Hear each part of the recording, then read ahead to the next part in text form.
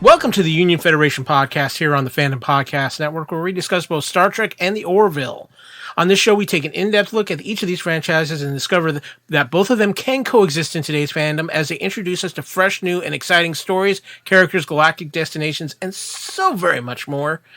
Of course, I am sitting in the captain's chair. I am Kyle, here to lead us on this interesting mission, because we've got unification going on. Plus, we have Thanksgiving leftovers. I think people are still snacking on too. So I'm kind of curious about that. But you know what? I have to have a crew to do this, and of course, I am joined by she's the master of espionage. She's the master of smuggling. Romulan Ale is high on the list. Were you able to acquire more before Thanksgiving, Miss Amy Nelson? You know, I was. So had some wonderful cranberry martinis for cocktails and had a nice wine with dinner. Yes, it was all very good. Well, it's good to know. But you know what, too? I know if the turkey misbehaved, she would blow it out of the sky. And she is weapons officer extraordinaire, and by contract, she is also the science officer. Hayley Stoddard is back on the Union Federation.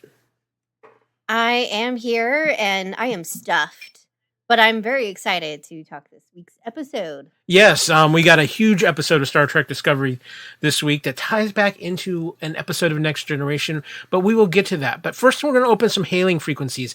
Hayley, would you be so kind to help me out and let people know where they can find the Union Federation podcast?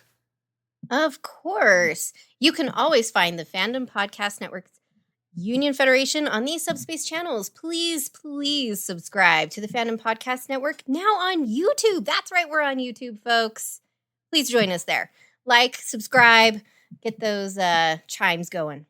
Our master feed also at fpnet.podbean.com. You can also find the Fandom Podcast Network there and stream and download from the Podbean app. You can also find us on Apple Podcasts, or if you're like me, and you still refuse to do that, you can find it on iTunes. That's right. All right, you can also find us on Facebook page at Union Federation. Please join us there. It is awesome group. It's super fun. Twitter and Instagram at Union Fed Podcast. Please like us. Yep, it's always good to... Hayley and Amy are so likable. I can understand me and Kevin, but Amy and Amy, so likable. Two, you can always email us directly at unionfederation@gmail.com. I'm Kyle. You can find me on Twitter at AKyleW or on Instagram, AKyleFandom. Kevin, who is still on special assignment, he's hanging with his daughter. Just absolutely great pictures he's put on social media about that. But you can find him at Spartan_Phoenix on Twitter and Instagram. Hayley, when you push the quantum torpedo button, where does that lead to people on social media? You can find me on Twitter. I'm at Trekkie01D. You can also find me over on Standard Orbit at Trek FM's original series podcast. And of course, too, Amy, who I think by the end of next year will control the internet. Just at least all the subspace signals on the internet. So where can people find you on social media, and what other broadcasts have you got out there? Well, I host All Good Things, which talks about all of Star Trek. I also do a Next Generation podcast called Galaxy Class, and both of those are on the United Federation Podcast Network. I am, of course, on our Facebook group page, and I am on Twitter at Miss Amy Nelson.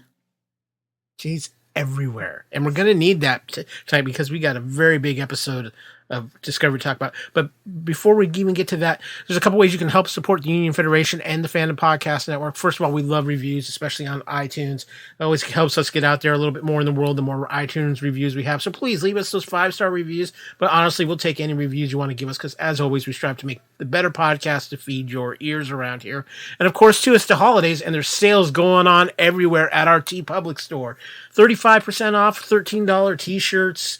I thought about actually getting a Fandom Podcast Network pillow, maybe even for my futon back here. So I need to refresh my t-shirt because I have the old Discoville.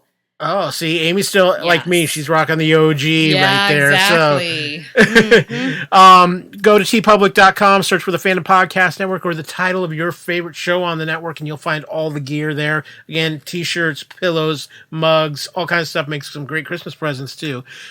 But with that, guys, we had a absolutely huge episode of Star Trek Discovery this week as we were looking at. Gosh, the time is just flying. We're talking about episode 7, but the thing is, it's Unification 3. And I think before we get into Unification 3, let's hit the time machine. Let's travel around the sun.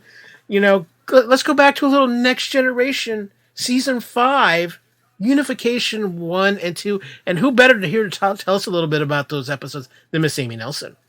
Oh, well, I was fortunate enough to rewatch them before watching Unification Part 3. And oh my goodness, I have forgotten everything about Unification Part 1. I think all of us really remember Part 2, but I couldn't believe as I was watching, I'm like, I don't remember this Admiral. She looked completely brand new, and it just was crazy. But, when we got to Unification Part 2, that's where we get Spock is there. And, what was that? The Vulcan who was working with Spock that actually ended up being the traitor. His name? Yeah, I can't remember. Oh my gosh. I'm supposed to be summarizing. I do apologize. But so Spock goes to Romulus and is starting to get interest with the reunification of the two cultures there with Romulus and Vulcan because they have a shared common ancestral root. And it was just so wonderful to see, especially those teenagers, that one teenager who was so excited. Spock, look at this old book and look at these old toys and dice type of things. And I loved seeing that hope. And yeah, so please add, Hayley, what else happens? I'm so bad. I honestly do not remember. So I'm reading these like storylines, and you're right. I don't remember anything of Unification Part 1. Right? I'm like, the Klingons were involved. Galron was so confused. And I promise I did watch it, but that was like last week, and so much has happened. Well, I think the big deal with the Unification episodes is what everybody remembers is Spock. Mm-hmm. Spock being on Next Gen, and that was such a huge deal at the time. People were just losing their minds at the idea of Spock finally being on Next Gen. And I mean, we had seen a few original cast members before that, but not many. But Spock was the big get at that point. Yes. And everybody just kind of lost their mind. And obviously, Unification Part 2, Amy, is the one where a lot of things really happen. Mm-hmm. So, I mean, and, a lot of it leads into Unification 3, and we'll get to that here in a second. But we rewatched them, I didn't get a chance, unfortunately, because of just family stuff going on. So, what, besides watching parts 1 and 2, what stood out to you the most as far as when you rewatch these episodes? What was like, wow, yeah, this is even better than I remembered it, or just certain scene or moment? I was very impressed with how Picard and Data turned into Romulans. Yes. That makeup was very well done. I enjoyed the little tete-a-tete with when we saw Sela. And she's like, I don't get to write very often. And then Data's like, well, maybe you should look into a different career. I thought that was very cute because Sela was going to have Spock say, we've got some ships coming. You're going to let the ships come to Vulcan. And then they were going to, take over Vulcan with this convoy of ships. And so it was interesting to see Sela there again. Lovely Denise Crosby. Yeah, she made many interesting appearances on Next Generation after she left. Yeah, I think she regretted that choice, guys. Yes. Hayley, you have a look on your face. I am now remembering parts of this, and oh my gosh, yeah. I could go off on this whole, Sela, and she's the daughter of Yar and of Romulus, and Just know. Okay, well, at that note, before Hayley really hits some quantum torpedo buttons, let's head into the Officer's Lounge. So yes, we are here to talk episode 7 of season 3 of Star Trek Discovery Unification Part 3. Guys, we're over halfway through the season now. I know. I don't want it to end. The season Crazy. is so good. Yeah, and I gotta tell you, this was an episode full of surprises, very intense, and I think actually one of the better episodes of the season. So without further ado, let's get into it. I'll introduce us up with the teaser. In a personal log entry, Commander Michael Burnham describes feeling uncertain about whether she still fits in on the USS Discovery after her year alone in the future. While she is still committed to the Federation and her friends, she feels distant and knows she will not be at peace until she discovers what caused the burn, which she may not be able to do aboard Discovery. Burnham goes to see Book, where they discuss his current living situation, as well as a few other close quarters environment things. During this, Burnham discusses her obsession with the burn with Book, and Book remarks that he and Spock could have bonded over Burnham's enduring Messiah complex. Later, Burnham approaches Ensign Sylvia Tilly, and they discuss the events from the previous episode, with Burnham kind of going on her rogue mission, the demotion she faced, and the place that she put Tilly in that episode. It was an interesting conversation. We'll get to that. Tilly then goes on to update Burnham on the information she has gotten from the black boxes. Burnham tells her about an experiment she came across in the Federation database files called SB-19. It involves sensors spread across thousands of light years of subspace and were present when the burn occurred. Tilly informs Burnham that SB-19 reported no findings. Burnham states that either the sensors didn't record anything, to which Tilly asserts is unlikely, or that SB-19 did not make its results public. Tilly goes to Vance, comes up with the idea that Vance may have access to this data, though Burnham reminds her that he is not her biggest fan at the moment. But then Tilly reminds her that solving this mystery is bigger than everything, including interpersonal politics. After a pause, Tilly wonders aloud what she would have done if Burnham had not returned from Huna. Before she can respond, the computer reveals that the Ganachi lost contact several 1/1,000,000th of a microsecond after the Yelchin, confirming that the burn did not occur across the galaxy at precisely the same time. Aboard Federation headquarters, Vance is shocked at the news. When Burnham asks about getting the information from Vulcan about SB-19, Vance fills her and Saru in on the current state of affairs with the Vulcans and Romulans, and guys, it was quite surprising, shall we say. Lots of fun little things here with a lot of information, major information. Amy, what stood out for you in this opening segment? Because there's several things that I saw. There was, first off, the Yelchin. Just absolutely warmed my heart. So I loved seeing that little Easter egg in there. But, okay, there's a couple things. One thing that I think is very applicable to like our everyday life was that conversation between Tilly and Burnham, where Burnham makes the decision to go off on her own, go rescue Book, and didn't tell Tilly. And she said, it would have been worse for you if I told you. And Tilly's like, that's my decision. You don't get to make that decision for me. Like, that was your mistake, Michael. And I loved that because Tilly wanted to have the responsibility and she wanted to make that choice. And Burnham did not even allow her. Burnham did not trust Tilly. Burnham did not trust Saru. So I think just that little conversation can shed so much in how our interactions with other people, how do we show trust to others, I think is just a wonderful, wonderful little nugget of life lessons there. I loved when we got Navarre and then Burnham's face in total shock. They changed their name? And then we find out that the Vulcans left the Federation. What is going on? I think Saru and Burnham, their reactions was perfect, because I would have been doing the exact same thing and shock on my face. Like, what are you talking about? Romulans are living with Vulcans. They were enemies. So I just loved that scene. Yeah, we got cats and dogs living together. The world's going crazy. Hayley, there's, again, so much. I mean, where do you start with this? Because there's 18 different directions to go in 5 minutes with this episode.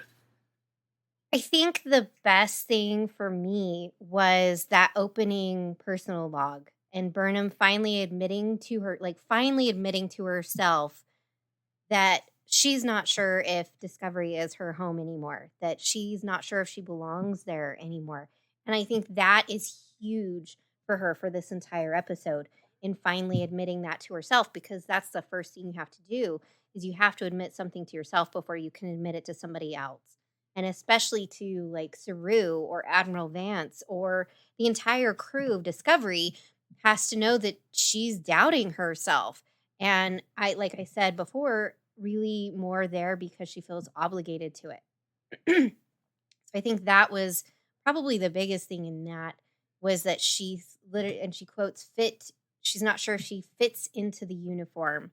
And so I think that's fantastic. But I think the reason now that she's staying, even though at the end of the episode, and we'll get to it, even though she realizes that yes, she still wants to be a part of Starfleet and part of the Federation, I think really it's only if she leaves Discovery and the Federation, she's not going to have access to the information that she needs to figure out the burn and the resources of Discovery and its crew to figure that out. And that's her big thing. You know, she's got to figure it out and save the Federation. And by golly, it's going to be what it was when they left. Yeah. Yeah. There's a few things here for me in this, because this episode starts off too with, I think, Burnham getting a little bit knocked down a peg, not only by Book in their conversation where he brings up her Messiah complex and how he would get along with Spock talking about that, but what Tilly says to her, I think, really hits her hard, because it's the first time I think Tilly's really stood up to Burnham in all of. It's always been kind of like she's been kind of in awe of Burnham throughout, and now she's kind of like, hey, no, what you did was wrong. You put me in this crap situation. You know, you didn't even give me a chance to decide. Well, you know what? You disrespected me. Kind of what Saru should have been saying to her at the end of the previous episode. And then, you know, that we get the access of the SB-19 and how that's coming. And then even going to Vance, and you see Vance, who again is just so intriguing a character. Even in his little bit of screen time, with how he interacts and how he's showing interest in how you're trying. He's a hard character to get a read on, but it's in a good way, because it makes you fascinated. You want to know more about him. And then to get, of course, this bombshell that the Vulcans and the Romulans have left. The Vulcans have left the Federation. Navarre exists now. They've come together, starting with the events from what Spock did in Unification 1 and 2, and how much over time has passed. It's kind of mind blowing. And I know on social media, it looked like a lot of people were having some issues with this too. I don't think people were quite ready for this revelation, guys. Well, it's a big deal because Vulcan was one of the original founding members of the Federation. So for them to knock out and just be like, peace out, we're done, something huge had to have happened. Not just maybe on their planet, but inside the Federation, outside of the burn, is what my thought process was that there was something really, really, really devastating. And it had to involve people inside the Federation that they decided to leave. Otherwise, they wouldn't have. Yeah. Amy, any thoughts on that? Yeah, I just, when I think about the timetable and hearing like where the Orion Andorian syndicate started, you know, things, and then now we know that Vulcan's left and Earth has left. Like, there was the burn, and I think there was something after that that made everyone flee. So I'm really curious as to what transpired, because even if the burn happened, you would think that you're stronger together. You're going to pool your resources. But then something happened where Earth left, Vulcan or Navarre left. We got the syndicate started. Like, there's something besides the burn, because I think if the burn just happened, I think they still would have clumped together, and it actually might have united them even more. So I'm thinking there's something else. Yeah, I think there is going on too. And for those of you who might hear a meow in the background, between my new kitten last week, Hayley's cat Starry, the fact that the Grudge fan club is here on the Union Federation podcast, you're just going to have to deal with it. I'm sorry. So, Yep. but let's move on to the next act. Amy, would you be so kind? Act 1 for us. It was the Romulans, not the Vulcans, who wanted to remain a part of the Federation, Vance recalls. He describes how at the time the Federation was running short on dilithium. Navarre had been working on a new system to transport ships across thousands of light years instantly, similar to the spore drive. Navarre scientists felt the new technology was too dangerous and sought to end the program, but it was the most promising solution, and the Federation ordered them to continue.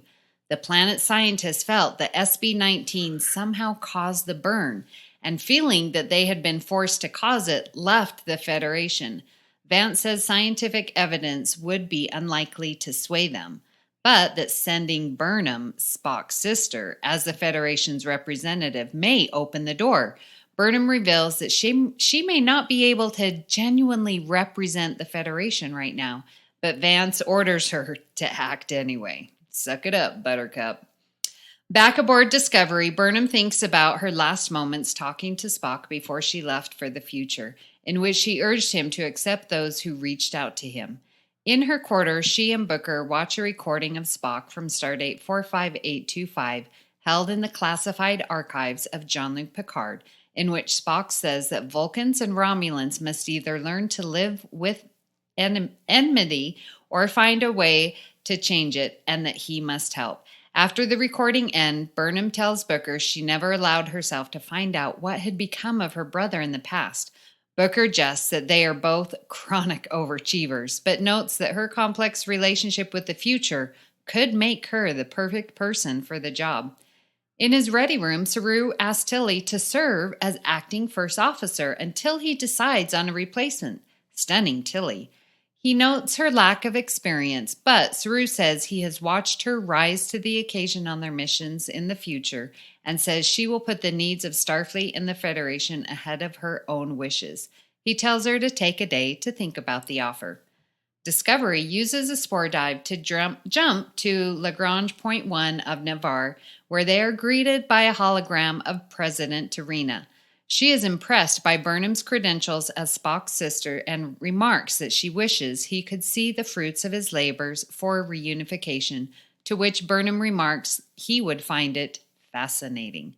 Tarina reveals that SB-19 is an issue of significant cultural sensitivity for Navarre. The planet still struggles with reunification, which was made more difficult by the burn, and Burnham's inquiry could worsen the situation, Tarina says. She denies the Federation's request to access SB-19 data. However, Burnham, citing her rights as a graduate of the Vulcan Science Academy, invokes Takal Inket. After a tense moment, Tarina says she will convene a quorum and ends her transmission.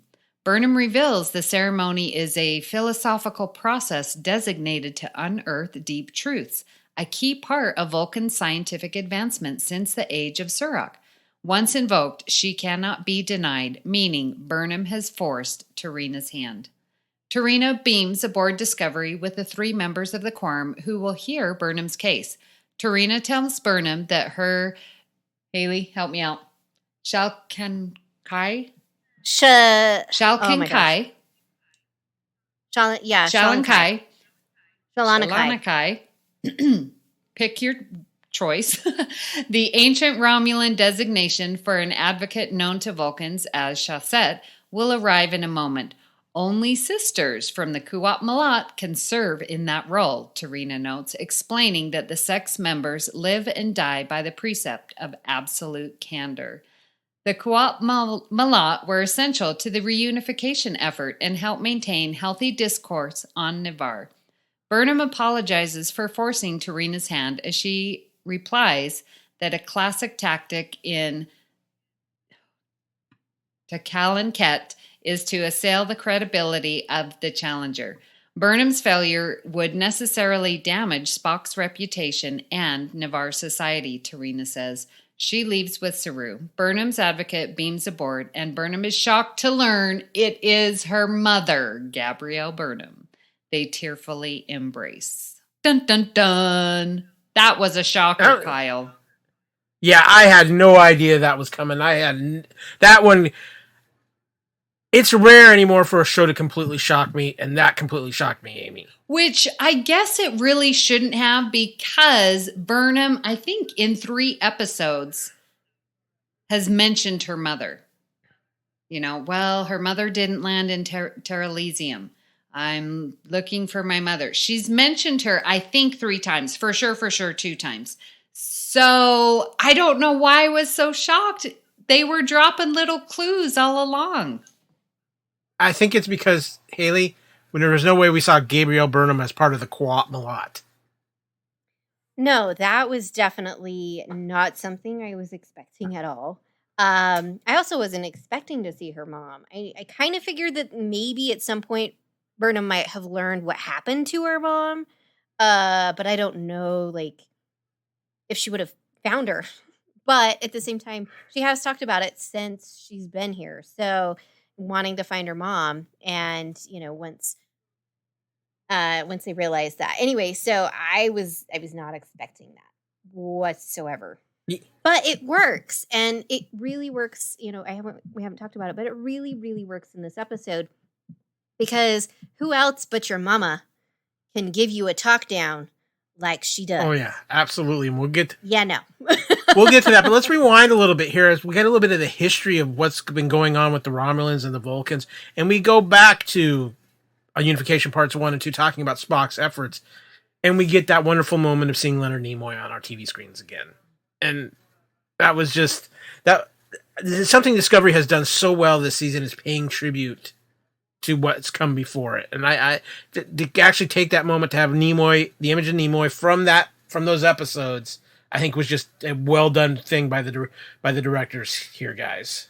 Absolutely agree. Definitely. And I absolutely love that what we learned in Picard about the Co-op Malat is showing up here. So everything is just melding together, and I just love all of these series are marinating and playing well together. Yeah, that was one of the things I like too, is the fact that here's the Co-op Malat again. So we are really tying in threads from Picard to Discovery, and while it's not necessarily like going like Marvel Cinematic Universe or anything else, it is making at least some connective tissue there, Hayley.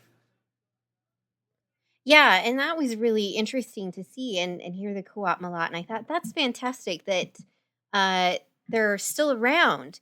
And then also to kind of get a little bit more backstory, and that they were involved in this reunification process. And so that was fantastic, because I thought when we saw that in Picard, how wonderful that was, that, they were there and doing what they were doing. So that was brilliant on Discovery writers' part. Yeah.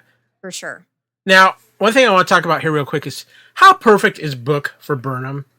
And as far as keeping her anchored with the whole classic chronic overachievers line with her, about her and Spock, and just what he does to anchor her. And I really think because of that, he's been such a great addition to the cast, because I think he's been a nice counterbalance to that Burnham burnout. I mean, yes, we're still getting a lot of Burnham, but it's not this just annoyingly grating perfect Burnham, or I must be this Burnham. He's kind of at least keeping her tethered a little bit, Hayley. What do you think on that? I definitely think so. I think in a way, he's also keeping her tied to the year that she spent by herself. And so I think maybe in this first part, that's partly why Burnham is struggling so much with whether she belongs in Starfleet and on Discovery anymore, because she also feels this pull to him and wants to have that life that she kind of lived for a year with Book. But I do think that he's very grounding for her and almost more.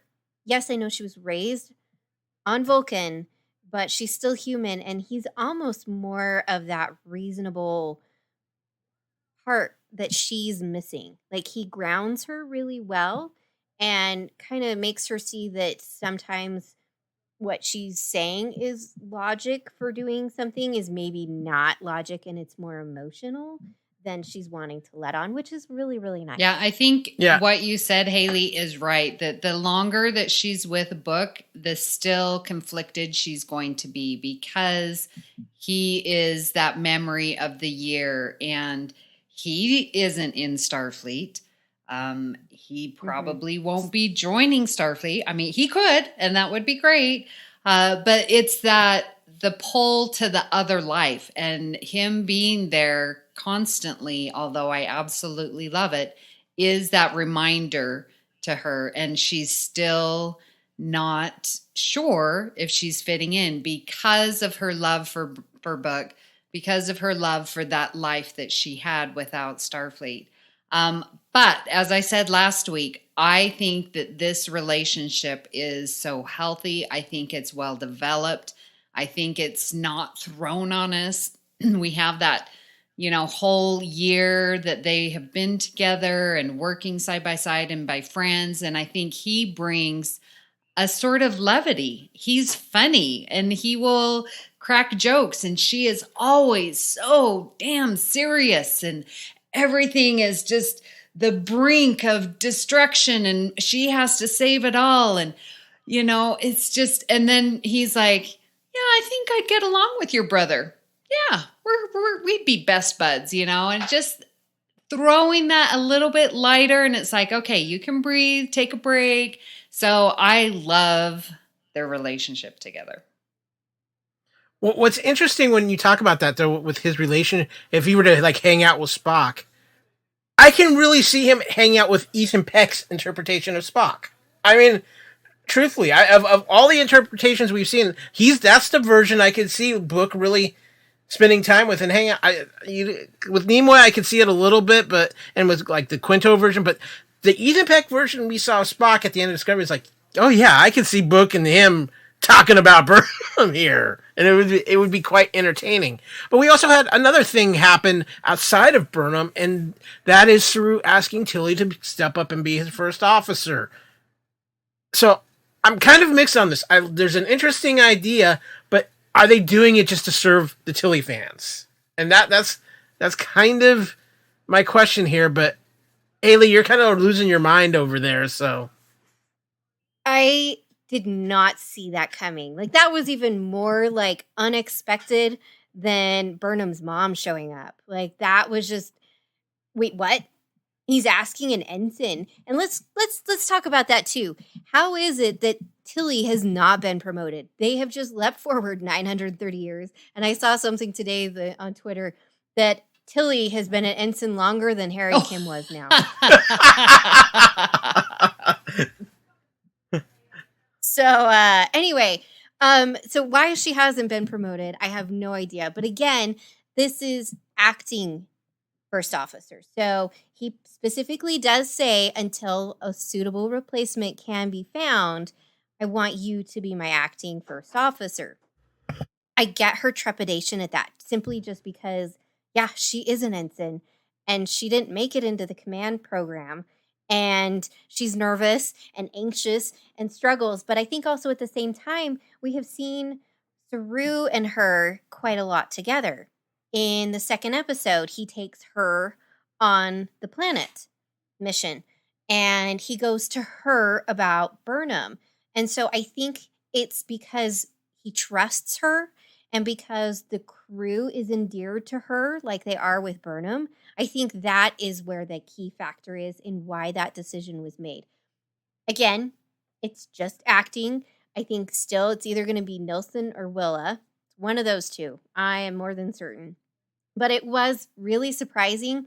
And it gave us that lovely bit towards the end of the episode. I know we haven't gotten to it yet, but I absolutely love that. And again, that just goes to show that the crew supports her, the bridge crew supports her. And he's got to have somebody that the bridge crew trusts, because honestly, even though we haven't seen it, I don't think anybody on the bridge crew trusts Burnham because of what she's done. I don't think that they feel that they can trust her either. And so there's got to be somebody in that position that they can all trust and rely on. And that's Tilly at the moment. I'm waiting for First Officer Tilly to try to lay commands down on Giorgio. That's going to be fun. Oh, jeez. I think she'd be too afraid too, let's be honest. Amy, how did you process all of this? Yeah, sort of the same way that Hayley did, because we definitely get Saru and Tilly bonding much, much more. He definitely trusts her. He has watched her. And as he said, you have rised up and you can encourage everyone else to rise up and through this transition. So I understand his reasoning, but yes, it is, I think, almost a slap in the face to anyone that's above Tilly.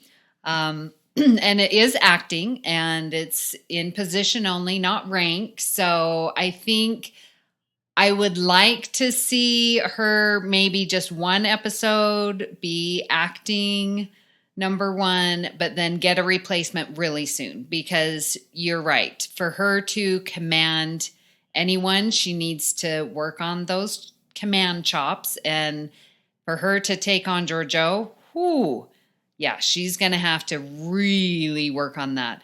And, she did start the program, but because they jumped, she never finished. And Saru does make a good point. It's like, well, you've traveled 930 years. I think that's beyond the scope of any command training program. So I think it's a good gut instinct. I just don't think long-term it's going to be viable. I can see something happening in this run here that could really affect the Tilly character. Hayley, you had something else you wanted to interject here? Yeah, well, to go off of what Amy said, I think that, if we take a look at the crew, Tilly has been very forthcoming about how she feels with their jump and the struggles, that she's had with coming to terms with what that means. And I think that's going to help the crew. And, the crew can see that and say, okay, Tilly's being very outcoming with that and talking about it and honest and open about how she feels, even though she knows and was okay with the decision to make this jump. She's also very open about how she feels leaving everybody behind and not seeing everybody grow up and all that stuff. And so I think the crew still needs to work on processing that.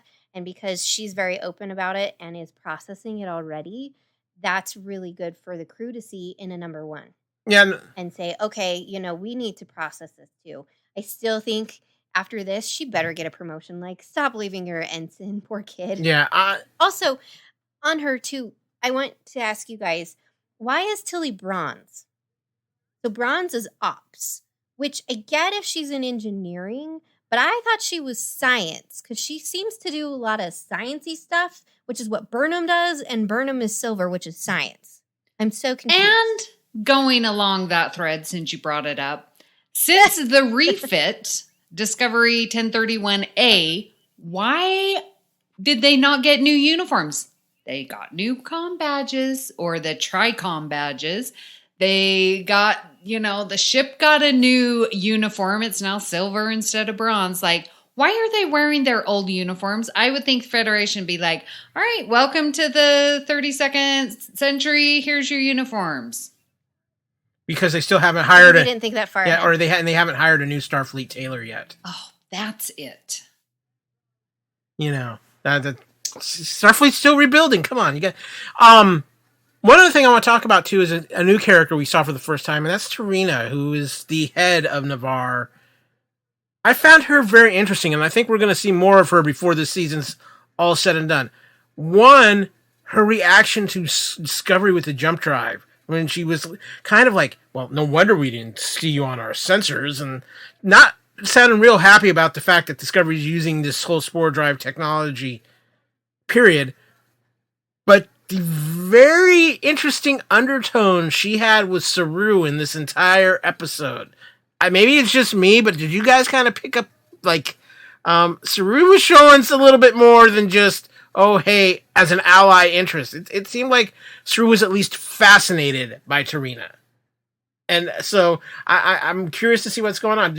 I want to ask Amy, did you pick up on that? I was very impressed with Saru and thought, man, he's going to be a great diplomat. Because how I read it, she came at him very judgmental, like, yeah, I didn't pick you up on our sensors. And, this is going to cause a major disruption because we're still trying to, and then you force my hand, Burnham. Like, she, I guess rightfully so, is very protective of Navarre. But man, by the end, Saru has really got her eaten out of his hand. And I'm sure we'll talk about it later, but it's like, Saru in the end was like, I would love to hear more. Let's discuss. Well, maybe we can open discussion. So I think Saru really shows how great of a diplomat he is becoming. Hayley, I know you got some thoughts here. Yeah, definitely. So on this whole thing, I thought it was really interesting, for one, and didn't talk about it, but the naming of the new planet, Navarre, it's a combination of Romulans and Vulcans, which is super fantastic.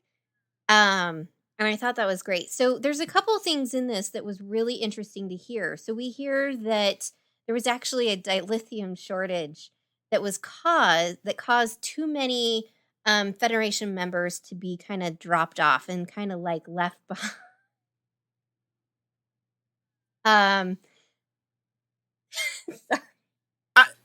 No, I'll hit on that point real quick because I think that's one of the dirty secrets that is going to come out is the greed of dilithium of the Federation.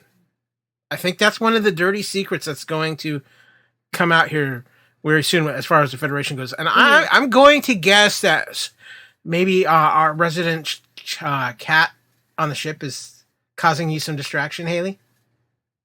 Yep, sorry, I'm good. I'm good. She's just playing with the view screen. It's totally fine. View screen's just right over here. No one can see that, but it's off to my left. So she's chasing some advanced squirrels on the view screen. I told Tilly not to put in that squirrel program. I know.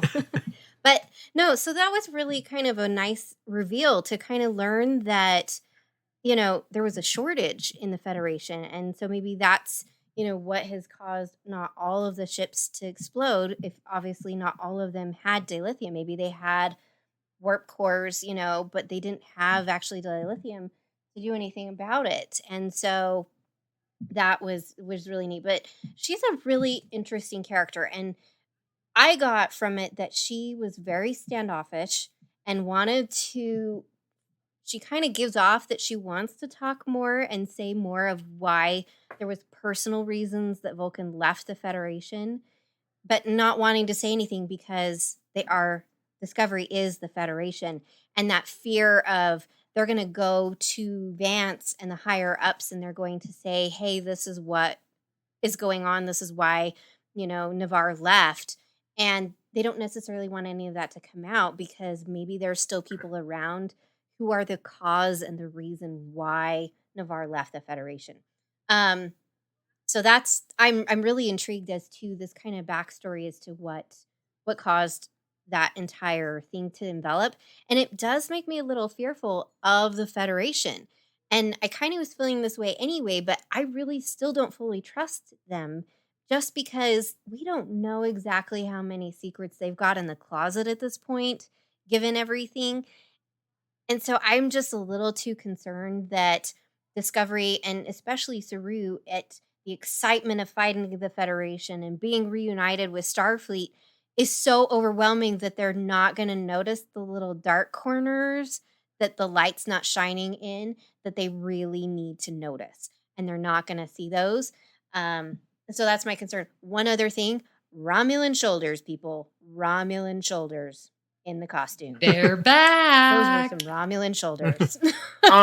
Just real quick, Hayley, when you talk about the Federation too, I think it's something that is going to they're going to do a storyline on Discovery because I think there's going to be things in the Federation closet because of just the situation they've been in to try to rebuild the Federation that they probably have done that aren't what Saru and the rest of the Discovery crew consider the ethics of the Federation. And I think that's something that's going to cause a clash at some point. So I think you're very right. Yeah. I'm not going to say what the Federation, whatever this current version of the Federation did things that were wrong, but they probably did things that were right on that borderline and could have been slightly crossing the line. It's going to be interesting to see how that plays out. But let's move on. Hayley, would you be so kind to read Act 2 for us? Of course. Saru tells Tarina that while Discovery's origins in the past are kept secret even from some in Starfleet, they revealed the ship's true history to Navarre because there was no other way to explain Burnham's presence. As they watch the sunrise over Navarre, Saru tells her he is troubled that the Federation is weakened, but heartened that the remaining members are committed to its values. He reveals he hopes their visit will open new channels of diplomacy with Navarre, although Tarina says their issues with the Federation extended well beyond SB-19. Gabrielle tells Burnham that she never made it to Terra Elysium, instead finding herself back on Isaf 4 after she was held there briefly by the Discovery crew. Colonists delivered her to the Co-op Malat, which healed her. Gabrielle, also observes that Burnham appears lost, and her daughter admits to learning about and enjoying a different way of life during her year alone in the future. Burnham also wonders whether she still fits in on Discovery, but that she knows she is right about the burn and can convince the Quorum to release the data. Gabrielle describes the three Quorum members. Niraj is a Romulan elder who longs for greater self-governance. Vakir is the youthful leader of a sect of Vulcan purists, and Shira is a Romulo Vulcan trying to forge a new path.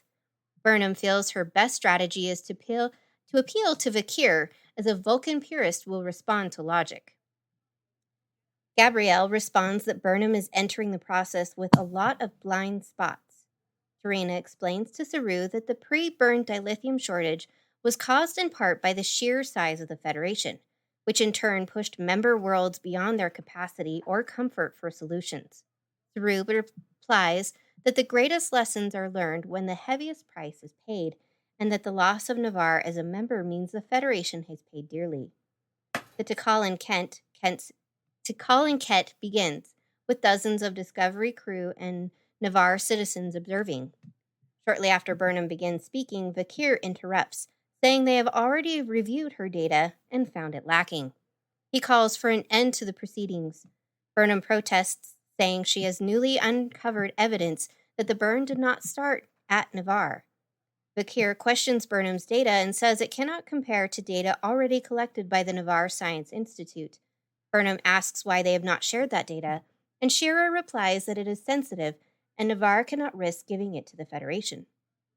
In engineering, Tilly tells Lieutenant Commander Paul Stamets about Saru's request that she serve as acting first officer. He notes that would make her his superior officer in position if not rank. Stamets says the idea of taking orders from Tilly is deeply, deeply weird, almost disturbing, but is interrupted by Joanne Wasakun, who has come to ask about recalibrations for Discovery's return jump. Tilly uses the distraction to leave. Meanwhile, Burnham tells Gabrielle that Vakir arrived on Discovery with his mind made up, and her mother responds that cooperating with Burnham is a step toward the Federation. Gabrielle reveals she does not believe Burnham has been as truthful with the Quorum since she did not share her concerns about her place on Discovery. Burnham asks her mother to vouch for her trustworthiness, but Gabrielle replies that based on what she has not told the Quorum, she cannot. The proceedings resume. Burnham tells the trio that her data appears to show that SB-19 did not cause the burn, but that she cannot be certain, and humbly asks for their help. Vakir responds that the SB-19 data definitively concludes that the burn started here. Shira notes that Navarre did not leave the Federation without great thought, and says Burnham is asking that it will not use the SB-19 data to resume the original experiment. Burnham insists the Federation can be trusted, but Gabrielle calls her cynical and says her own personal history departs from her claim that the Federation has Navarre's best interests at heart. Gabrielle notes that Burnham mutinied against Philippa Georgiou before the Battle of the Binary Stars, in which Georgiou ultimately died. Gabrielle also notes Burnham was just demoted and has shared misgivings about her place on Discovery. How can they trust Burnham now? Gabrielle asks. Whoa, snap. Mama is throwing a monkey wrench in Burnham's plans, and here in this section, everything here was just so fascinating with the whole process going out and seeing Gabrielle Burnham just basically just take her daughter to the mat in this. I mean, the candor from the Quorum definitely in full effect here, Hayley. Yeah, which, if we look at it, really actually needed to happen. I mean, she goes in and she tells Burnham, the three are not the only audience that Burnham has. And, we see that a little bit in the next act. But, she's not just talking to them. And, there's this audience of Romulans and Vulcans, or, Volculo-Ramans, or however we want to call when they come together. But, Navarians. Let's call them Navarians. So she's talking to them too, because while these Quorum leaders, these three people are making the decision ultimately, it's also the people who have that decision and that choice as well. And, these are the representatives and they should have a say. So it was really a great thing that her mother called her out on her crap in front of everybody, because then you also have the Discovery crew who's there. I mean, that was really interesting. I'm not sure why Saru was shocked to hear that, Burnham doesn't think that she belongs there. I mean, really? It doesn't make any sense. Come on. Yes, you do. You've seen that on her face. And so that was, but it's nice that everybody else saw it too. Amy, talk about taking your daughter's ego down a few pegs. Yeah, so this act I had issues with. And listening to you, Hayley, has helped me, I think, work a couple things through. First of all, I was totally on board with this quorum, because I'm like, yes, we're going to use logic, we're going to use data and statistics, and we're going to show that it's this picomillisecond, and it didn't start at Navarre, and we're going to prove it, and I'm just so excited. And then I'm like, why are we talking about Burnham being a mutineer? And why are we talking about Georgiou? And what is going on? I wasn't able to make that connection as to why the facts couldn't stand on their own. And I was thinking, when I teach statistics to my students and we look at data and research that has been done, you always look who is funding the research, because that will sway results. It just will. Mm-hmm. And so when hearing Tarina say, it's going to be so destructive and we've got more than our just the facts, we've got our cultural consequences that are going to happen, the political consequences, and then we have the quorum saying, yeah, we read your report, but why should we trust you? And that comes in a little bit later. But I just was having such a hard time. Like, why would her mother do this? And I guess I understand. I'm still working through it, because I don't know that I would want that done for me. But you do have to be honest with yourself. And that's what Tarina said. And that's what Gabrielle said. So it's coming full circle. I know I've watched it 3 times. I'm still working on it. So Kyle, what do you think about the talk down that Gabrielle gave? Well, it's appropriate. I mean, she is a member and been through the teachings of the Quorum, which candor is absolute. And she even makes the comment about, I wasn't there when you were growing up. I wasn't there. This is my time to be there. And by being here and being this way, it's what you need right now. And it really was what Burnham needed. I mean, This has been the hubris of Michael Burnham since the start of Discovery. She knows better than everybody else, and she needs to be proven wrong about that. And that's been a lot, I think, of this season of Discovery. Whether it was early on with the things with Book, when she was trying to think she understood the world better than everybody else, even though she was just brand new there, and just how things have gone along, and just she's having this for the first time, really, this massive internal conflict with herself. And I think she needed somebody to call her out on it. And the problem was there hasn't been anybody to really call her out on it completely. Book had made a few sly comments here. Tilly's made a few comments here. But to have her mother, who I think that was the person to push it over the top, because the only other person I could think of that might have maybe been able to do it was Spock. But, Spock's obviously not in the equation. I love everything with the Quorum. And I think what's interesting about this is that you talked about, we're going to get into logic, we're going to get everything like this. It was a great representation of how the culture has changed, because you have the Romulans and Vulcans together now. It's not entirely based on logic. There's emotion wrapped up in this. There's the other side of it looking at it. And so you're not going to get this pure logical thing now. It's morphed and it's changed. And I think that it was a great way to show how that culture has morphed and evolved since, but how it's still trying to find itself, fighting, because you still have these two entities in the Romulans and the Vulcans who still very much want to hold on to their own beliefs as well, but they're still, even as they're integrating. So I think it was a great full painting of what was going on across the board with Burnham and with Navarre, and seeing what was really going on behind the scenes of Navarre. And you add into the question of, why don't they want to share the SB-19 data? What's really going on? What's the real issue with Navarre and the Federation? Which we still don't really get an answer to in this episode. So that's something that is definitely hanging out there. Yeah.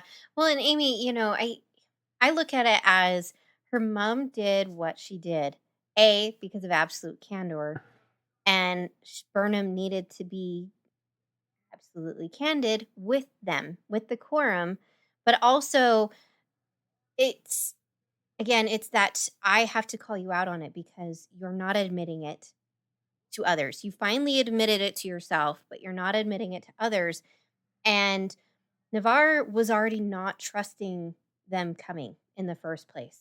And so I think in order for them to consider even sharing information and making a decision to be open and honest and converse with Federation members again, even if they don't join again, to converse with them, because it seems like they've almost been out of contact as well. They haven't been talking to the Federation. So in order to do that, Discovery crew and Burnham, as the representative of the Federation and of the Discovery crew, has to be completely honest, and not just about what she thinks happened with the burn and the science and what she's found, but also about herself. Otherwise, Navarre, they would have just been like, no, and leave and never come back and all that kind of stuff. And then again, we'd have like no reason. And then Burnham would be like, well, what happened to the burn and why did it happen? And so I think that's why her mom called her out on it, was that. And she had to do it when she did it. She couldn't do it and say to them in the hall or in her quarters and say, you've got to be honest, because there's no guarantee that Burnham would have been honest with them and been honest with the Quorum. So she had to do it when she did it. Makes sense. Amy Nelson, would you care to read Act 3 for us? Addressing the Quorum, Gabrielle notes that while Burnham grew up on Vulcan, she is human through and through. She is thus governed by emotion and has sought to insinuate herself into important matters to fill an emotional void left by her being orphaned, which Gabrielle says made her vulnerable to manipulation by the Federation. Ooh, okay. Burnham admits she did not share everything, but forces Gabrielle to confirm that the Federation gave her purpose and a family, and that Discovery's crew risked their lives to save the future. Burnham and the crew, though flawed, still live up to Federation's best ideals, she confirms. Burnham asserts she is fighting for the greater good, but Gabrielle asks why she thus struggles with her place on the ship. Burnham posits it may be because the stakes are so much higher now and that she fears failure. Gabrielle tells the Quorum that Burnham has now spoken truthfully, but Vikir continues to resist. Niraj threatens to share the data on behalf of Romulans, alarming Tarina and the other observers, and the tensions heighten. The three bicker, but Burnham interjects that Spock would not want to break down the connections between their two cultures. To preserve the reunification, Burnham realizes she must withdraw the Tal and Ket challenge. She says she instead will search for new data to share with Navarre. She leaves as the Discovery crew and attendance rise. This whole act was brilliant. And the reason why it was brilliant, guys, is because it hit everything all over the board. And I'll kind of tell you what my thoughts are on that here once you guys have gotten a chance. Hayley, I mean, just every beat was spot on here in this act. It's really interesting because, previously, Gabrielle's calling Burnham out. And so Burnham's on the defensive and she says, well, didn't I do this? And didn't I do this? And almost like trying to prove to herself, prove to the Quorum that, she can be trusted. And, it's really interesting the lengths and that very defensive posturing that she has with that. And granted, yes, she did a lot of great things, but it's almost in the realm of, well, I did it. It was me. And I am sure of myself and I am the one who's doing all this, even though I'm the one who caused some of the problems in the first place. I'm the one who fixed it. And that's part of why the character has been a problem for me, is because of that me, I did it, with the help and the assistance, but it was all me. It was my idea and stuff like that. But again, like I said, it's really nice that her mom is kind of calling her out. And her mom is true in this whole matter of, I left her. Her mom admits, I abandoned her. I left her. And she was orphaned and she came to Vulcan an orphan. And it's wonderful that, in that absolute candor, her mom admits that. But it is kind of true that left a void for Burnham, that she suddenly lost both of her parents and found herself somewhere else. And so she's been working to fill that void with other things, and doesn't necessarily always have to be something that's good or positive for her. And so that was really interesting. Her mom saying she's vulnerable to manipulation by the Federation, which plays into this distrust that Navarrians have with the Federation. We know they left 20 years after the burn. The burn happened 120 years ago. So it's really kind of playing on that. You shouldn't trust her and you shouldn't trust the Federation still. Like, there's still too much there. So that was really, really interesting. One thing, though, how great was Stamets's face when Tilly went to him? Sorry, we didn't discuss that, but I loved his reaction. His facial expression was perfect. Yeah, typical Stamets. Give you a warm compliment, but still in his own unique way, still feels like he's horrified by what's going on. But Amy, like I said, just everything hits spot on. And one of the things I really loved about this was literally it's like you see Burnham coming out of the fog, and it's like the dawn has broken over. It's like, oh crap, this is how I've been acting.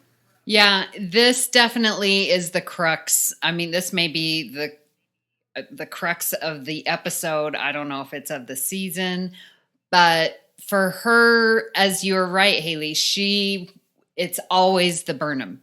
And even talking to Gabrielle, she's like, I know I'm right. We can do this with the Quorum. I am right. I have the data. And then it gets flipped on the head. And it's at this moment where the Quorum is going to break down and, well, I'll give you the data. And no, we can't. And then it's like, oh my gosh, we cannot have another casualty of war because of this burn. And I'm not going to be the cause of it. My brother's work was too important. I now have this aha moment that that's not the best ideals of Federation. And I do believe in the Federation. We want to come together and we want to share. And if you're not willing to share, I don't want to destroy anything. And that's what it took. And so she is preserving and she's going to make a compromise. And it's like, you know what? You keep your data. I will find another way because I'm determined. Her determination didn't decrease, but I'm being right. It has to be done this way, my way or the highway. And we finally got her to bend, which was so beautiful. Yeah, I think that's, and you hit it right on that. The issue being is that, in past seasons, Burnham would just, I don't care. Screw everybody else. I'm right. You'll all thank me in the end. Like last week's episode. Yeah, exactly. And here, you have her mother is very, using the candor, manipulates the entire situation. Because she first throws Burnham under the bus, but then she makes Burnham almost sympathetic in this by getting Burnham to admit her fear and her weakness. That's what puts things over the top to where she ends up getting what she needs throughout this. But in the meantime, she's taught Burnham this valuable lesson that Burnham needed to hear above anything else.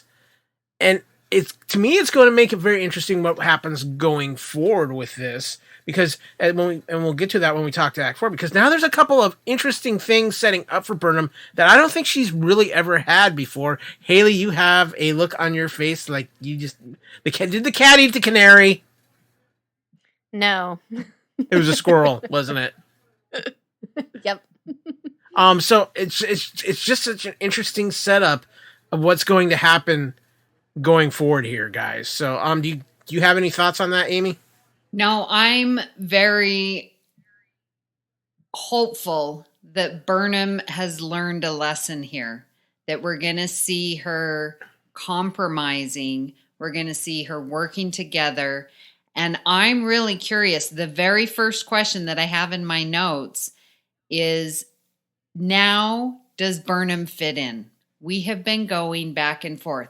Okay, I will be your first officer. I don't know where I fit in. I'm going to go rogue and save Book and get this black box because I'm right. So we've been doing this dance for like 4 to 5 episodes now of, does Burnham fit in? So I'm wondering, with this crucial, pivotal moment where she decides to compromise, does she now? Is it solid? Is she 100% in with Starfleet? Or is she only staying in there because she doesn't want to hurt Spock's reputation? Is she only staying in there, as Hayley mentioned before, because the Starfleet is going to provide her with more opportunity to find the answers to the burn? Like, are those side reasons to stay, or does she really want to stay within her heart wholeheartedly? I'm looking to see that answer, and I hope it doesn't go all season, because I'm getting a little sick and tired of the back and forth. Hayley? Yep. Hey, yeah. Any thoughts there, Hayley? Yeah. No, I definitely agree. It will be nice to see if she really does actually want to stay, and stay for the right reasons. Stay for whatever reasons, granted, we kind of saw why she joined Starfleet. It was because she couldn't make it on Vulcan with whatever. And so Sarek was like, here, have a Vulcan kind of thing. And so I really do hope that she has found her reasons as to why she has remained in Starfleet and wants to remain in Starfleet. Because like Amy said, this back and forth of like, I don't know. And I don't know necessarily if it was a back and forth. It was just like I'm not going to admit that I don't want to stay, but I don't want to stay kind of thing. Yeah. So it'll be nice to finally get that. No, I agree with you. And speaking of not wanting to stay, or am I staying, let's get into Act 4. Gabrielle enters Burnham's quarters. Burnham quips that she could have chosen a better time to do some parenting, No, she couldn't have. It was the best time.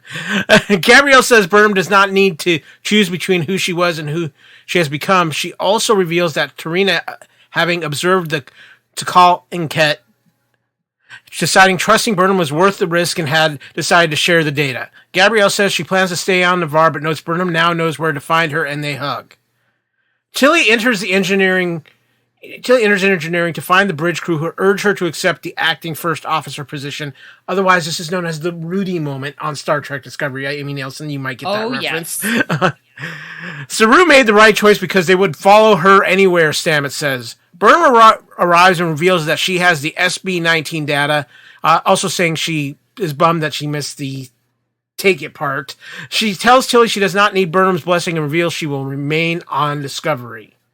In his ready room, Tarina says the experience differed from her expectations. A compliment. They agreed to continue broader talks over time. Tarina offers a traditional Vulcan salute and beams away. She's talking to Saru during this scene. Aboard his ship, as Grudge lounges nearby, Burnham and Booker contemplate their uncertain path forward together now that Burnham has decided to stay. They say the other feels like at home as Discovery travels away from Navarre. So, guys, Burnham makes her decision, but lots of other little interesting tidbits here, and I'm still not 100% certain that this is the decision Burnham made is going to be the one that's going to reflect come season's end here. So, both of you are shaking your head. Me, I'm going to start with you first. Yeah, I love that Tarina surprises us and gives the SB-19 data.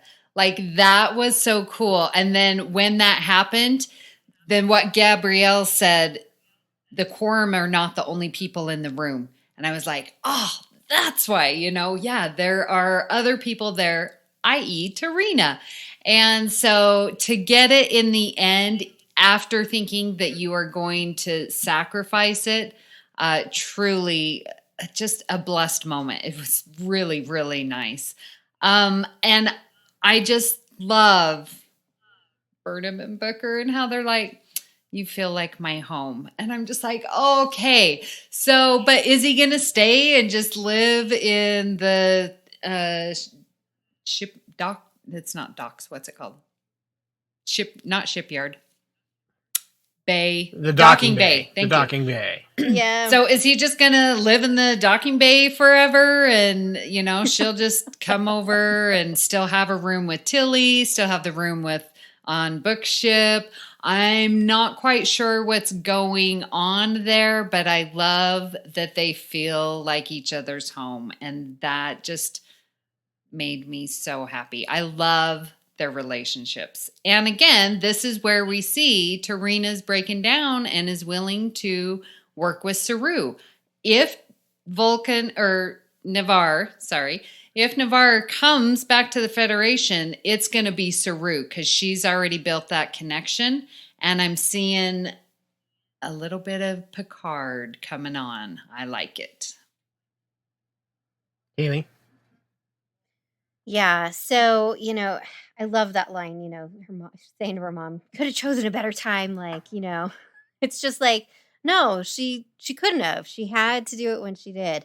And it was lovely to see that Tarina felt that she could trust Burnham once Burnham really let down her guard and opened up and was honest with herself, with the crew, and with the Quorum about why she wanted to find the burn answers and who she is and who Starfleet is to her.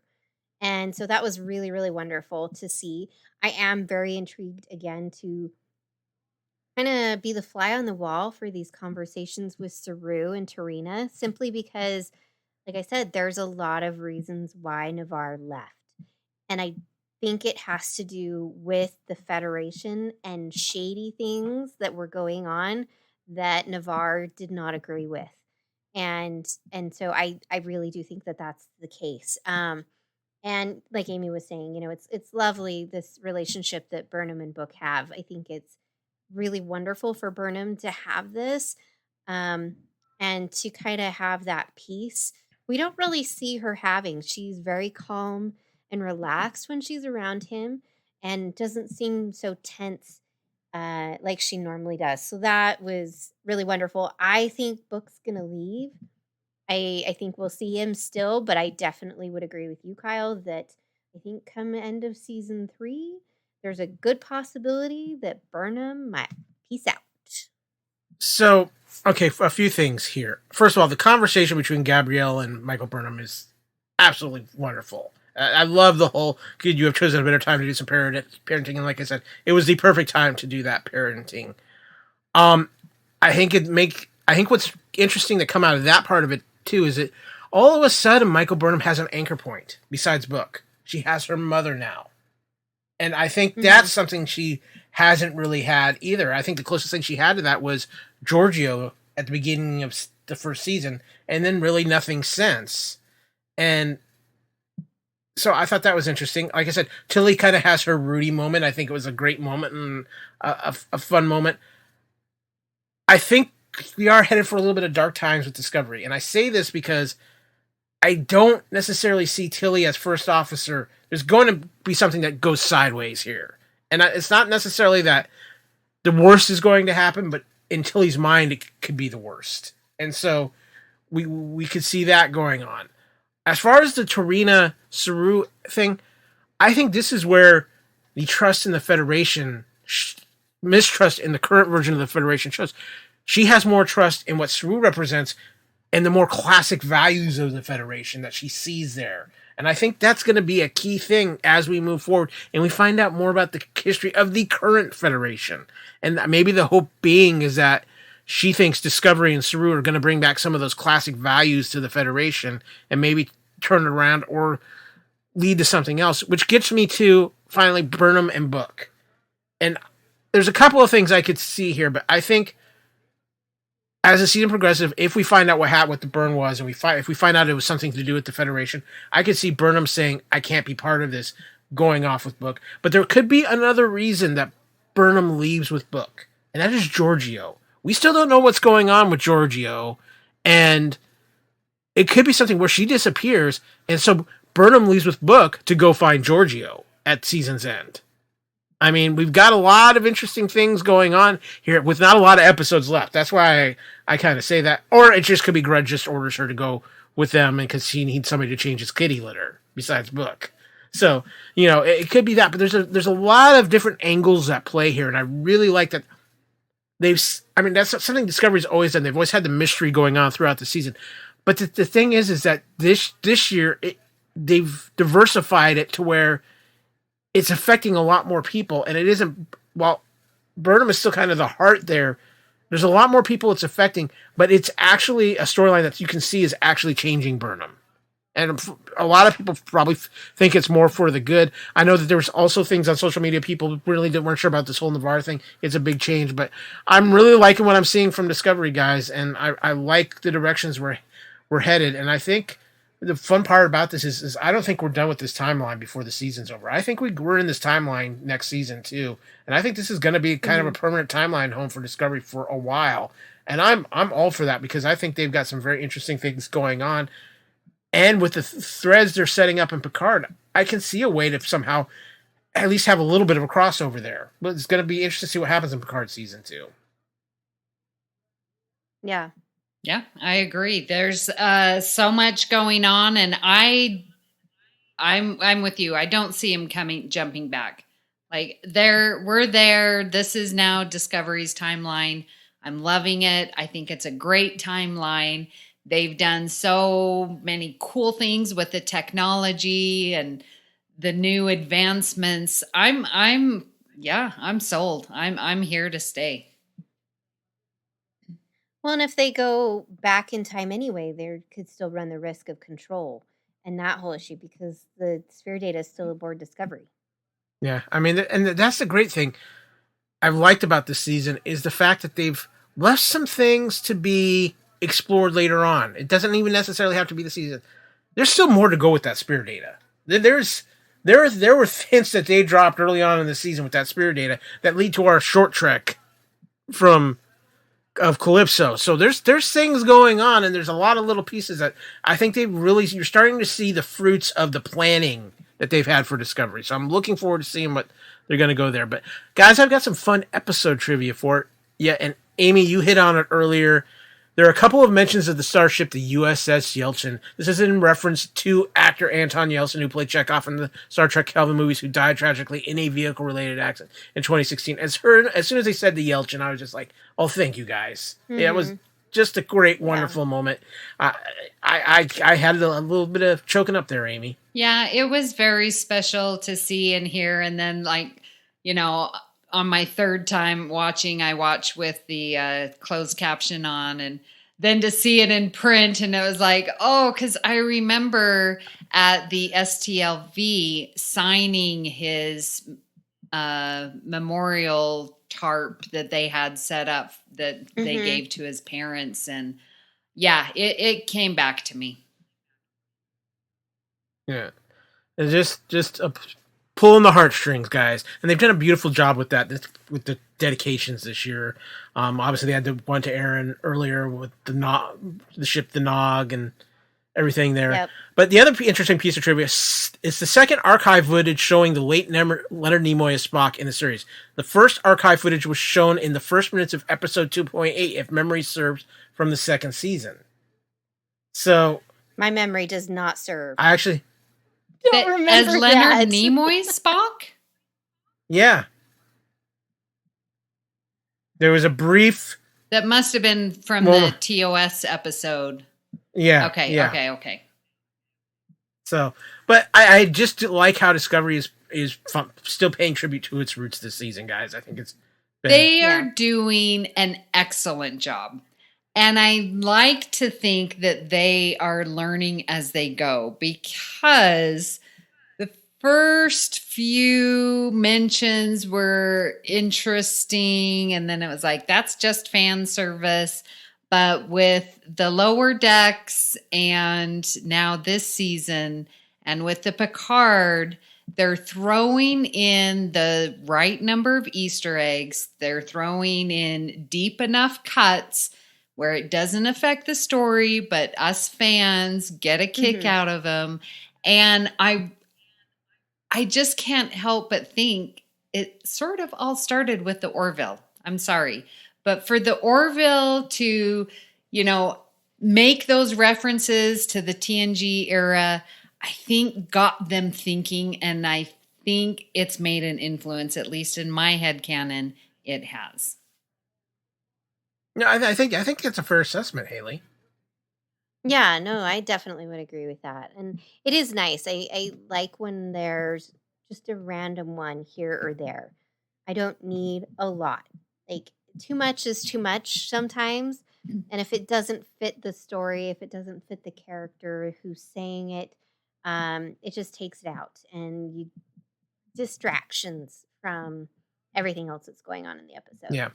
Well, let's talk real quick about the Ready Room, guys, because it was a very interesting episode this week, because it was pretty much dominated by the fact that Will Wheaton got to an amazing interview with Sonequa Martin Green, who this is the first time she's opened up in a while about Discovery in an interview. And first of all, it was very weird seeing her with her very short hair in this interview after seeing her with the long hair all season. Do you know what was weird? Seeing her empty bookshelves. And I'm like, did she remove all the stuff so that we wouldn't see her personal items? Or was she in a studio of some kind?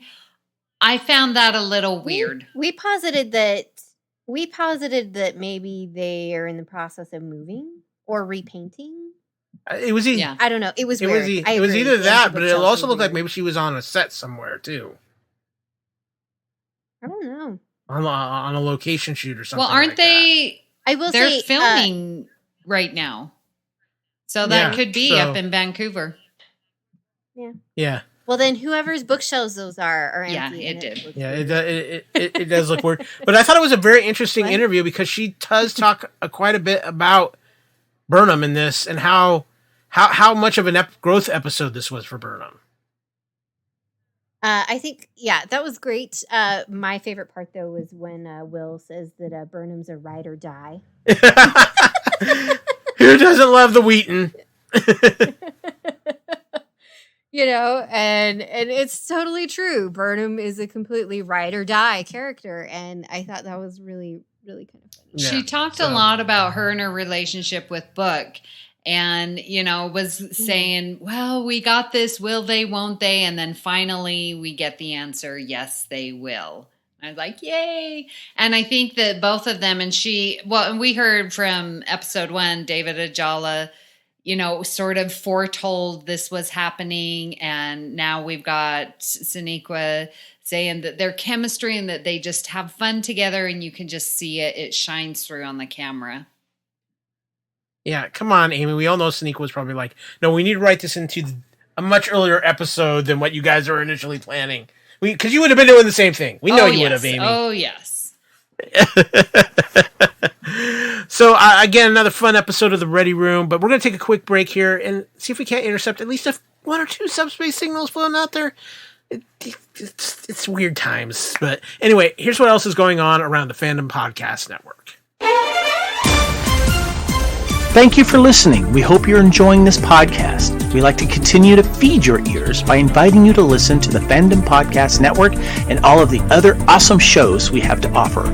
It starts with our flagship show, Culture Clash, our weekly pop culture news podcast. Blood Kings, our Highlander podcast. Couch Potato Theater, our podcast celebrating our favorite movies. Time Warp, the Fandom Flashback podcast discussing a year in movies and our favorite pop culture topics.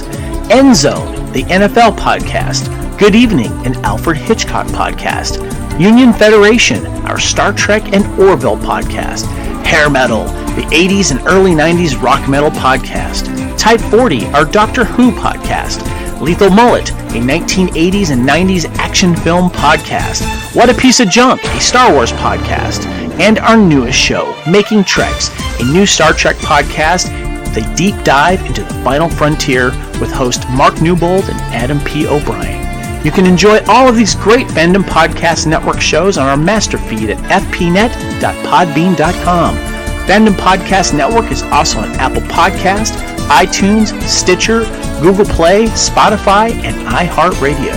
You can also find us on Facebook under Fandom Podcast Network. You can also email us at fandompodcastnetwork@gmail.com. You can also find us on Instagram and Twitter under Fandom Podcast Network. Thank you for listening, and remember, respect others and enjoy your fandom.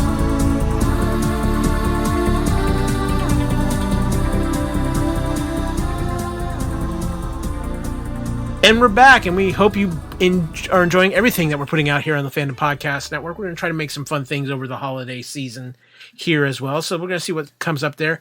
But you know what? The communications array is out there. There's not a lot out there. People are kind of in lockdown across the universe, it feels like. But we are able to pick up a few subspace signals.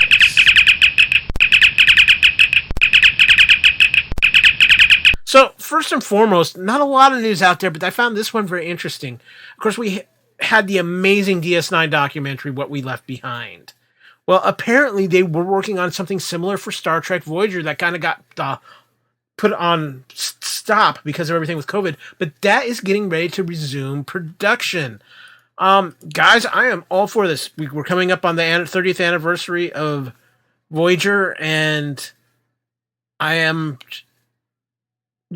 I'm ready for this. I think this is a great idea. It's actually 25th. It's the 25th for Voyager, my mistake. But I'm all for this because I thought What We Left Behind was brilliant, Amy. Yeah, but they're saying that it's going to be different from the DS9 documentary.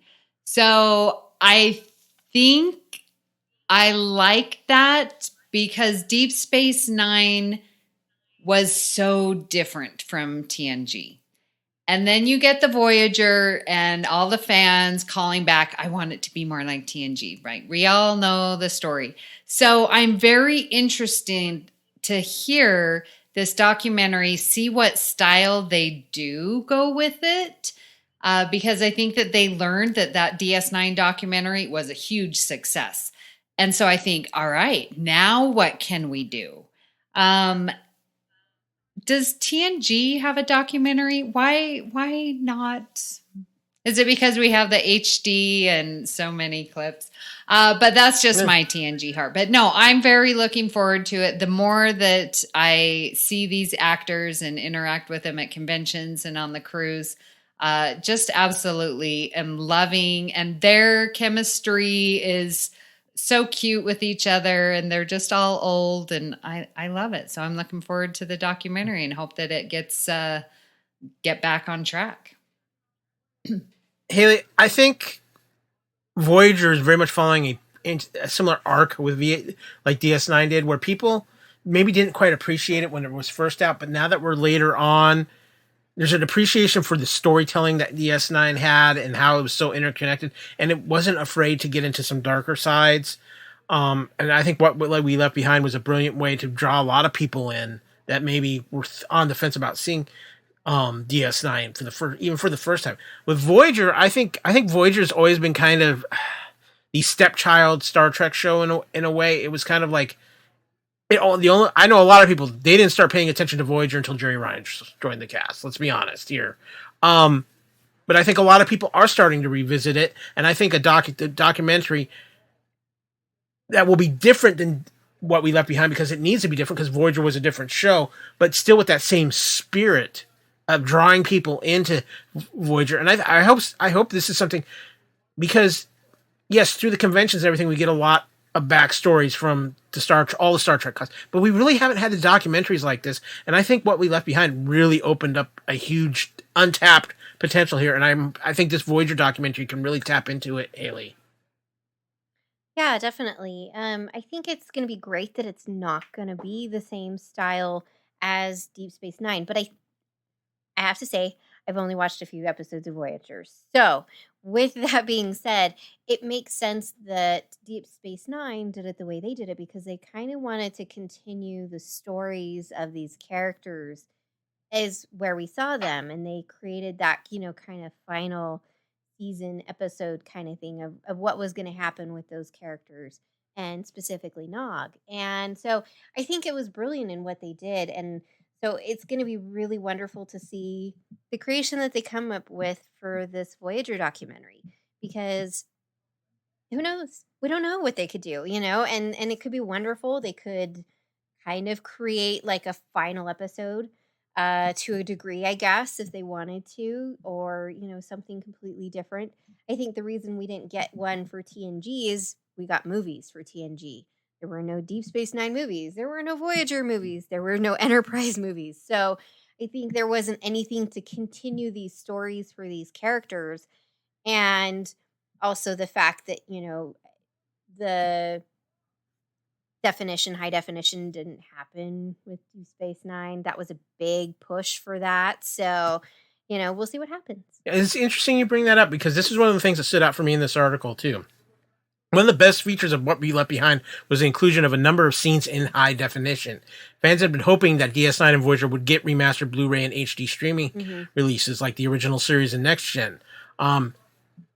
This was brought up, and here's what they said. We know that there are people at CBS that would love to see this happen. You never know. It takes more than a few people in the organization to come to consensus. It's closer to happening than before we did it. And one of the things they also said that they were also quick to note that while the TNG release didn't get the sale CBS was hoping for, and that the market for home video doesn't really exist like it did a decade ago, but he pointed out that remastering shows in full HD future-proofs them for streaming distribution. This is a big thing, especially with streaming.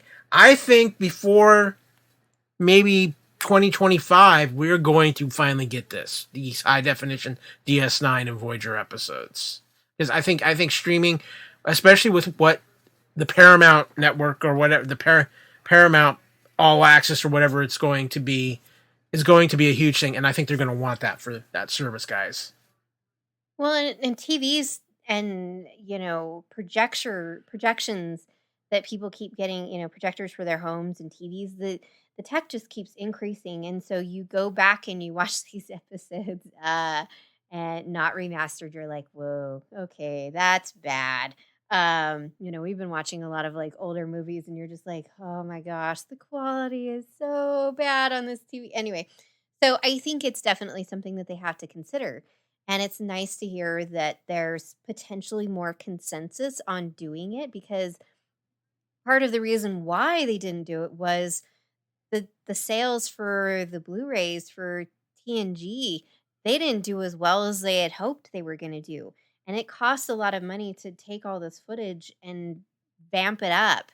And so, I think that was a big, big thing for them in not considering it at all, because for Deep Space Nine and Voyager was because of the sales. I'm still very much a physical media person, so if it comes out and I want to get it, I definitely will, just because I have it for TOS and I have TNG. So I think that to a degree, there are people who still physically want them, especially the Deep Space Nine.